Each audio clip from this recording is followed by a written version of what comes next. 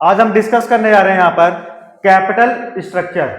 अगर हम यहाँ पर कैपिटल स्ट्रक्चर की बात करते हैं, कैपिटल स्ट्रक्चर का मतलब होता है हमारा डेब्ट अपॉन इक्विटी, यानी कि हम लोग यहाँ पर टोटल कैपिटल के अंदर कितना पोर्शन हम लोग डेब्ट का यूज कर रहे हैं, कितना पोर्शन हम लोग इक्विटी का यूज कर रहे हैं, इसको हम लोग क्या बोलते हैं यहाँ पर कैपिटल स्ट्रक्चर बोलते हैं।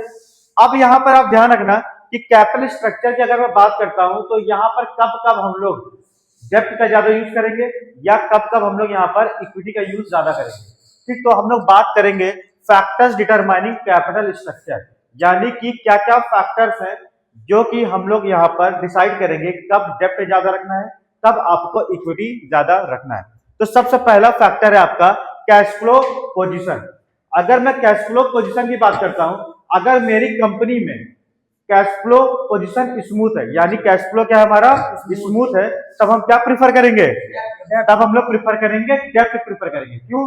क्योंकि अगर मेरे बिजनेस में पैसा आ रहा है और स्मूथली कैश फ्लो है तो हम यहाँ पर कैपेबल है इंटरेस्ट पे करने के लिए, इस वजह से हम लोग यहाँ पर डेब्ट को प्रिफर करेंगे।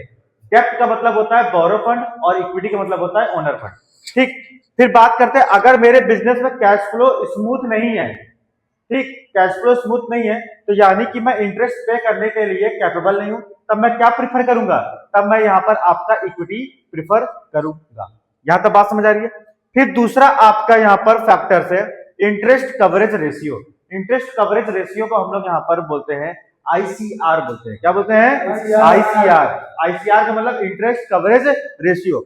आईसीआर का मतलब होता है कि यहाँ पर number of times earn EBIT, यानी कि आपने ईबीआईटी यानी earning before interest and tax कितने टाइम्स आपने अर्न किया है, इसको हम लोग बोलते हैं यहाँ पर आईसीआर बोलते हैं। ठीक, तो ध्यान रखना जिस बिजनेस के अंदर अर्निंग आती है, अर्निंग जब मेरे पास आई तो उसको मैं क्या बोलता हूँ, ईबीआईटी बोलता हूँ, earning before interest and tax. क्योंकि मैंने अगर जो भी पैसा कमाया है उसमें अभी मैंने इंटरेस्ट पे नहीं किया, अभी मैंने टैक्स पे नहीं किया, इस वजह से मैं उस अर्निंग को क्या बोलता हूँ, earning before interest and tax बोलता हूँ।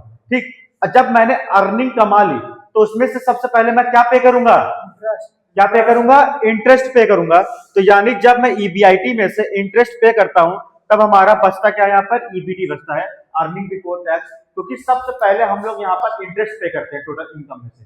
ये टोटल इनकम में से हमने इंटरेस्ट पे कर लिया, अब हमारे पास क्या बचा, अर्निंग बिफोर टैक्स, क्योंकि इंटरेस्ट पे कर दिया।